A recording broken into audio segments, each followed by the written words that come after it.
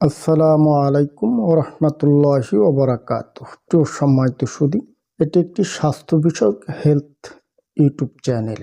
বরাবরের মতোই আমি আছি ডিএমএ হাফিজুর রহমান আপনাদের সঙ্গে। অলরেডি অত্র ইউটিউব চ্যানেল থেকে স্বাস্থ্য বিষয়ক পুরুষ ও নারীদের যে কোনো স্বাস্থ্য বিষয়ে আমরা আলোচনা করে থাকি।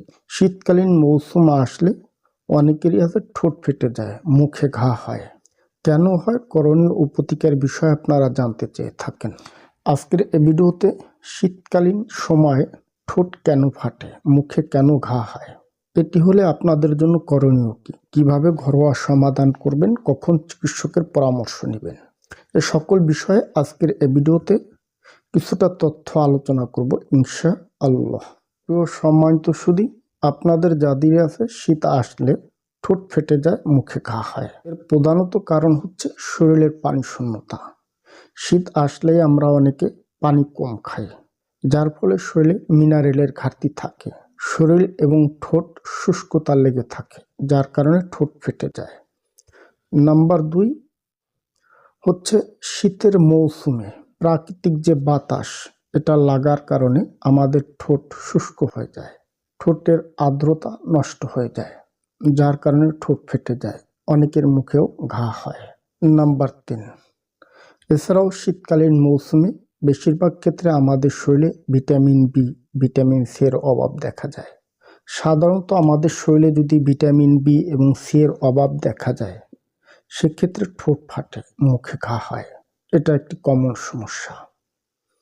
নাম্বার 4, অনেকেই দেখবেন শীতের মৌসুম আসলে যখন ঠোঁটটা শুকিয়ে যায়, জিহ্বা দিয়ে চেটে ভিজিয়ে নেয়। বারবার জিহ্বা দিয়ে ঠোঁট চাটার কারণে ঠোঁটের শুষ্কতা লেগে যায়, যার ফলে ফাটলের পরিমাণটা বেশি হয়। এছাড়াও দেখবেন অনেকের মুখে ভিতরে ঘা হয়, এটা সাধারণত ব্যাকটেরিয়াজনিত কারণে হয়ে থাকে। অনেকের আছে অ্যাবডোমেন প্রবলেম, পেটে অ্যাসিডিটির সমস্যা, পেটে গ্যাস, কোষ্ঠকাঠিন্যের সমস্যা। এছাড়াও অনেকের থাইরয়েড গ্রন্থির সমস্যা, ডায়াবেটিস, হরমোনজনিত প্রবলেম, বিভিন্ন কারণে আমাদের ঠোঁটে এবং মুখে ঘা হয়ে থাকে। এখন আসি আপনাদের জন্য করণীয় কি। প্রাথমিক পর্যায়ে কিছু ঘরোয়া সাজেশন আছে আপনাদের জন্য। নাম্বার 1 সাজেশন হচ্ছে দৈনিক 8 থেকে 10 গ্লাস পরিমাণ পানি পান করবেন, এতে করে শরীরের পানি শূন্যতার ঘাটতিটা পূরণ হবে। নাম্বার 2, নিয়মিতভাবে আপনার ঠোঁটে অ্যালোভেরার জেল কিংবা লিপ জেল পাওয়া যায়, অথবা অলিভ অয়েল কিংবা নারকেল তেল আপনার ঠোঁটে লাগিয়ে রাখবেন, এতে করে ঠোঁট শুষ্ক হবে না, ঠোঁটের ফাটল ভাবটা চলে যাবে। নাম্বার 3, নিয়ম করে শীতকালীন মৌসুম আসলে ভিটামিন সি, ভিটামিন বি সমৃদ্ধ ফলমূল বেশি করে খাবেন, বিশেষ করে কমলা, পেয়ারা, লেবু, মাল্টা, এ জাতীয় ভিটামিন সি সমৃদ্ধ ফলমূলের পরিমাণটা বেশি খাবেন, এতে করে আমাদের শরীরে ভিটামিন সি এর ঘাটতিটা পূরণ হবে, ঠোঁট ফাটা অনেকটা কমে যাবে। এছাড়াও অনেকগুলি ঘরোয়া প্রতিকার আছে।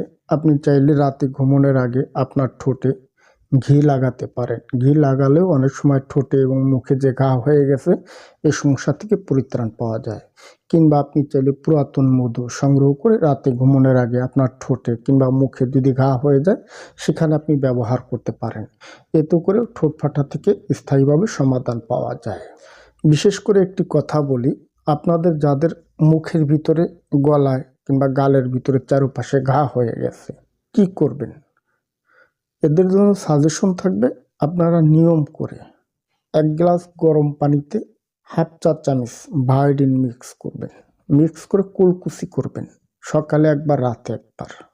অথবা আপনি চাইলে হালকা কুসুম গরম পানিতে রাতে ঘুমানোর আগে 1 চা চামচ লবণ মিক্স করে আপনি কুলকুচি করবেন। কিছু সময় গল গল করে কুলকুচি করলে মুখের ভিতরে যে ব্যাকটেরিয়া আছে এগুলো মরে যায়, এতে করেও অনেকটা মুখে ঘা, গালে ঘা থেকে মাপ পাওয়া যায়।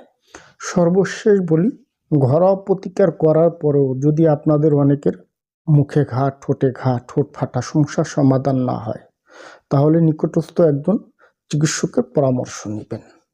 প্রিয় সম্মানিত সুধী, আশা করছি আপনারা বুঝতে পারছেন। ধন্যবাদ, ভালো থাকবেন সবাই।